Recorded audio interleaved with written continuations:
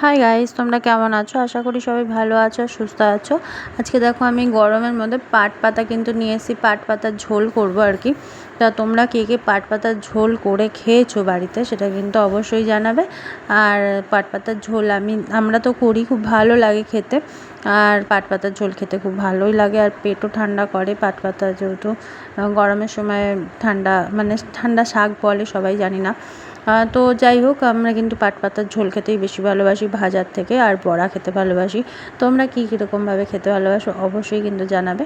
দেখো আমি পাট শাকটা কিন্তু নুন আর লঙ্কা দিয়ে ভালো করে কিন্তু সেদ্ধ করে নিয়েছিলাম, কিন্তু সেদ্ধ করে জলটা ফেলবো না, কারণ আমি ঝোল করবো, তাই ওটা রেখে দিয়েছিলাম।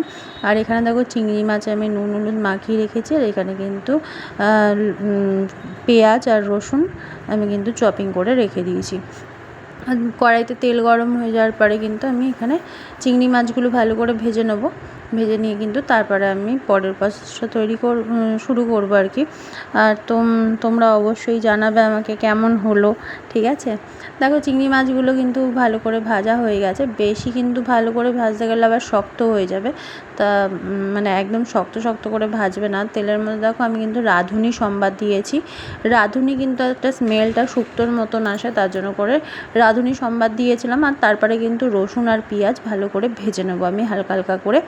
একটু হালকা ব্রাউন শেপ আসবে তখন কিন্তু আমি ওইটা ঢেলে দেবো, কারণ এটা কিন্তু শাক, যেহেতু শাকের মধ্যে কিন্তু খুব ভালো করে যদি রসুন পেঁয়াজ ভাজি তাহলে ভালো লাগে না খেতে, মানে কেমন একটু শক্ত শক্ত হয়ে থাকে আর তাকিয়ে থাকে, তার জন্য করে এরকমভাবেই করবো।